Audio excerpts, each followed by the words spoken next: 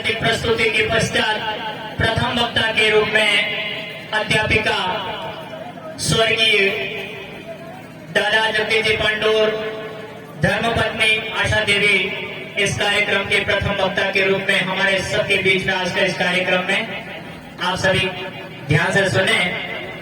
समाज के प्रति आपको अपने विचार व्यक्त करेंगे आशा देवी भगोरा जी।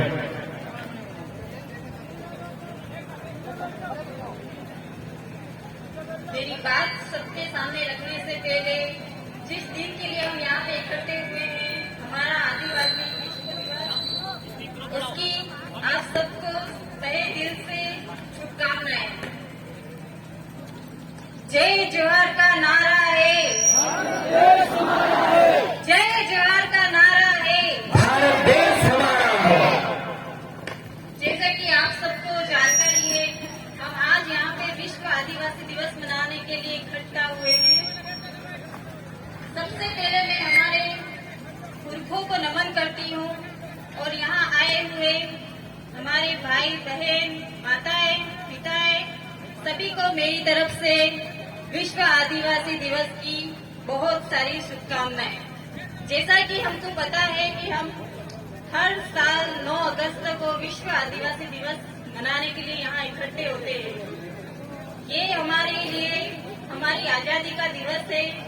एक तरह से कहे तो दीपावली, होली, रक्षाबंधन सबसे महत्वपूर्ण कोई दिवस है हमारे लिए, तो वो है हमारे विश्व आदिवासी दिवस। क्योंकि ये वो दिवस है जिस दिन ना हम मिठाइयाँ बांटते हैं, कपड़े पहनते हैं, ऐसा कोई हमारे मन में स्वार्थ नहीं होता है।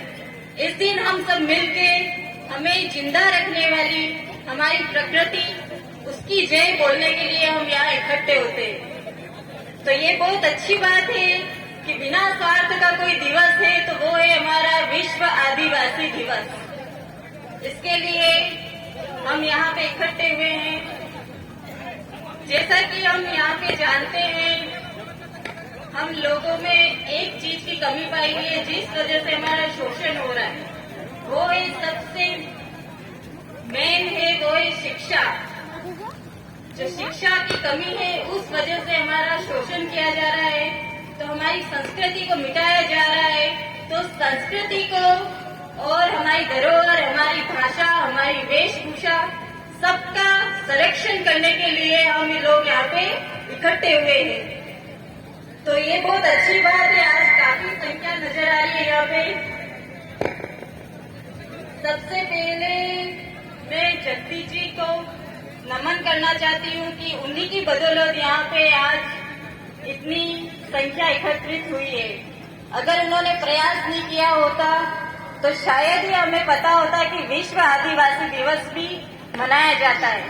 क्योंकि हमारे यहाँ पे किसी ने कभी बताया नहीं कि हमारे विश्व आदिवासी दिवस भी होता है, कि हमारे लिए कितना जरूरी है इसको मनाना। ये हमें आज समझ में आया है। क्योंकि अगर ये दिवस नहीं मनाएंगे तो हमारा शोषण लगातार होता रहेगा। इसके माध्यम से हमें ये पता चल रहा है कि हमारे क्या संविधान है, हक है, अधिकार है। इस अधिकार के अनुसार देखें तो हमें कोई भी हमारे क्षेत्र में हमारा शोषण नहीं कर सकता है। तो हमें सबसे ज्यादा शिक्षा को बढ़ावा देना है और बच्चों को ज्यादा से ज्यादा स्कूल भेजना है ताकि वो शिक्षित हुए और अपने हक और अधिकार के लिए लड़ सके, ताकि मणिपुर जैसे हमारे शोषण ना किया जाए।